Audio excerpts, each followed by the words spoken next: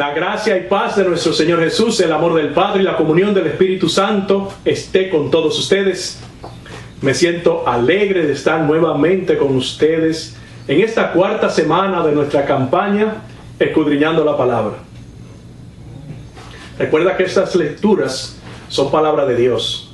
Y aunque en el momento no entiendas todo, Dios hace mucho en nosotros a través de su santa palabra. Para que entiendan lo que trato de comunicar, les comparto que en una ocasión San Anselmo Abad conversaba con uno de sus discípulos, el cual se sentía muy triste y frustrado porque no podía entender las Sagradas Escrituras. Él le decía: Padre, yo leo y leo las Sagradas Escrituras y no se me queda nada. San Anselmo, sonriendo, lo mira con misericordia y le pide hacer algo. Le dice: ¿ves ese canasto que está ahí? Sí, lo veo, dice el alumno. San Anselmo continúa diciéndole: toma ese canasto, amárralo a una cuerda y ve a sacar agua del pozo.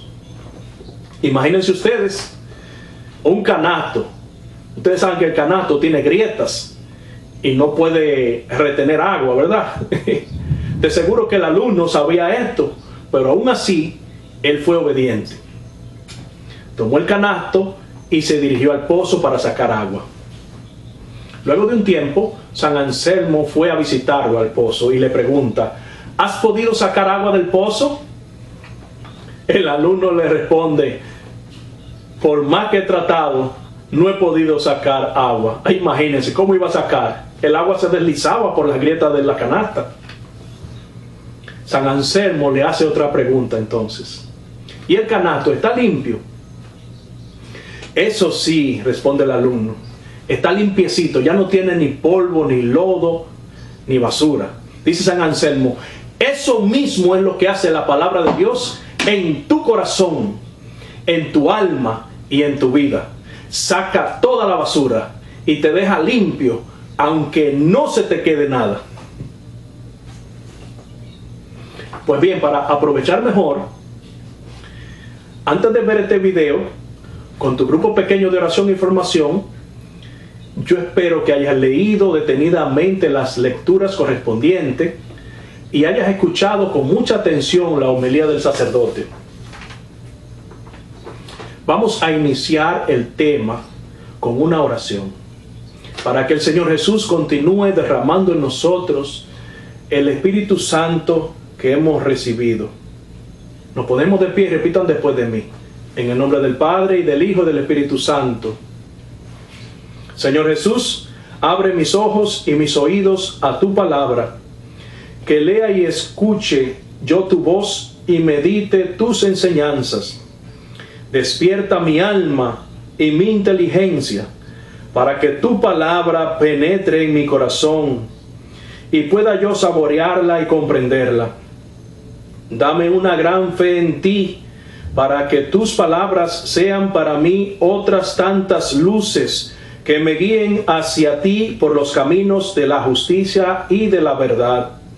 Habla, Señor, que yo te escucho y deseo poner en práctica tu doctrina, porque tus palabras son para mí vida, gozo, paz y felicidad.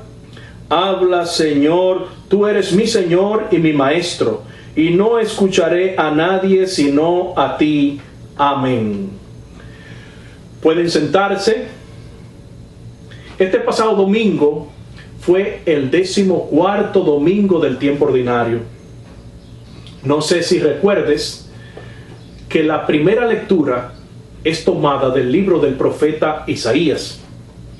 Primeramente, recordemos que según los teólogos, el libro de Isaías fue escrito en 3 partes. Y se entiende que este fue escrito no por el mismo profeta Isaías, sino más bien por la escuela de Isaías, o sea, sus discípulos, siglos después, entre los años 800 y 500 antes de Cristo. Lo relevante aquí, que sería bueno recordar, es que el texto del que hablamos Isaías capítulo 66, versículos del 10 al 14, pertenece a la tercera parte y fue escrito más de 500 años antes de Cristo. Esta lectura habla sobre Jerusalén, la ciudad santa, que es vista como una madre solícita y llena de felicidad, y que se presenta a todos sus hijos, a todos aquellos que han llorado por ella en su desgracia y continúan amándola en su triunfo mesiánico. Triunfo mesiánico, o sea, la victoria del Mesías en Jerusalén. Evento que toma lugar en Jesucristo crucificado y resucitado. La semana pasada les decía que Jesús se dirigía hacia Jerusalén, ¿recuerdan? Les decía que Jesús comienza a recorrer el itinerario de su existencia por puro amor al Padre. Jesús se dirigía hacia el evento terminal de su vida, su pasión, su muerte y su resurrección.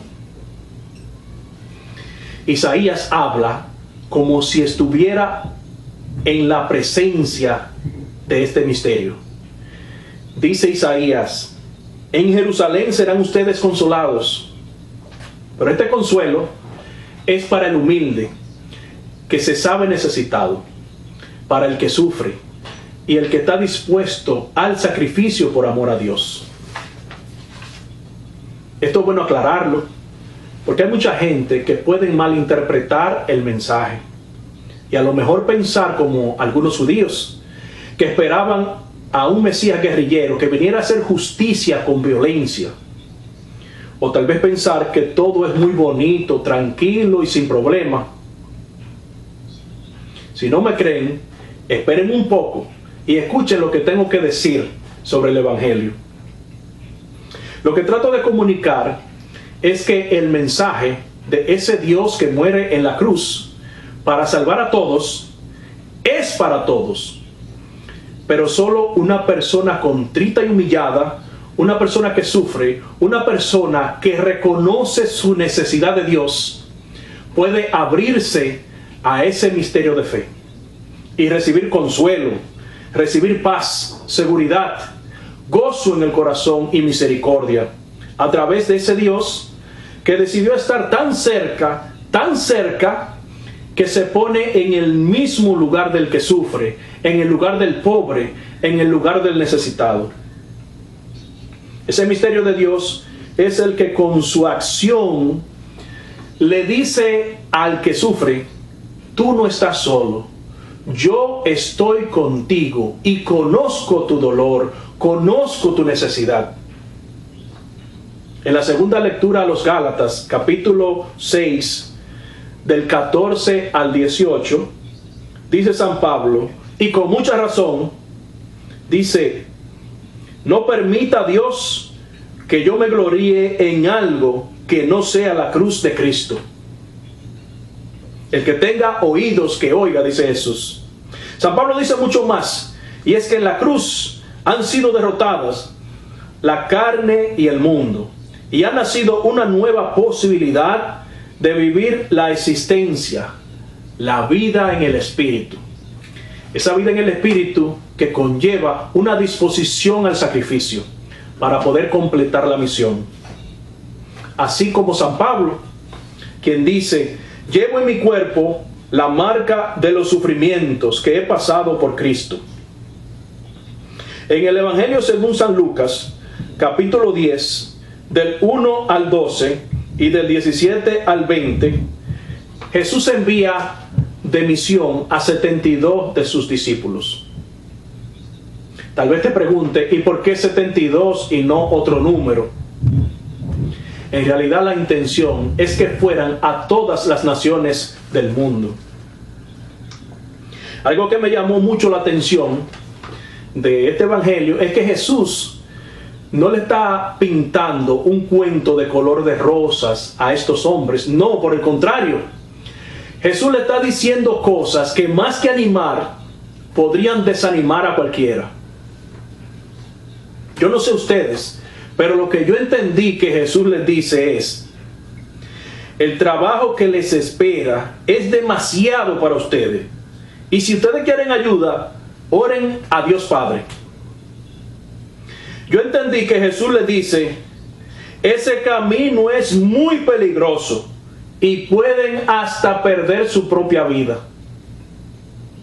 No quiero que lleven nada para protegerse ni acomodarse. No pueden depender de nada.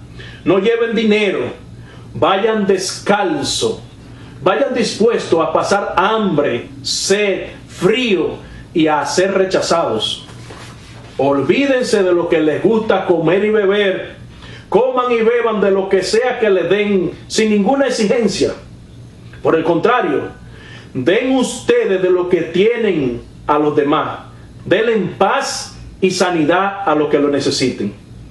Jesús, con estas palabras, no solo les alerta de los peligros, sino, y mucho más importante, por favor pongan atención a esto, más importante es que Jesús les orientaba sobre las condiciones de la misión.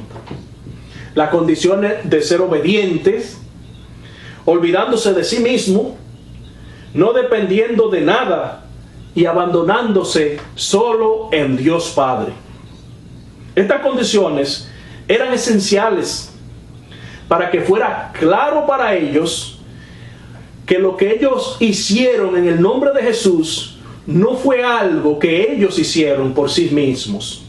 No fue una obra humana, sino una obra divina. Estas condiciones eran esenciales para que después de haber regresado de su misión llenos de alegría, pudieran entender las palabras de Jesús cuando les dice: a ustedes les he dado poder para aplastar serpientes y escorpiones y para vencer toda la fuerza del enemigo, y nada les podrá hacer daño. Y la podían entender claramente porque ellos habían vivido esa experiencia divina. Eran testigos de esas palabras. Las habían encarnado.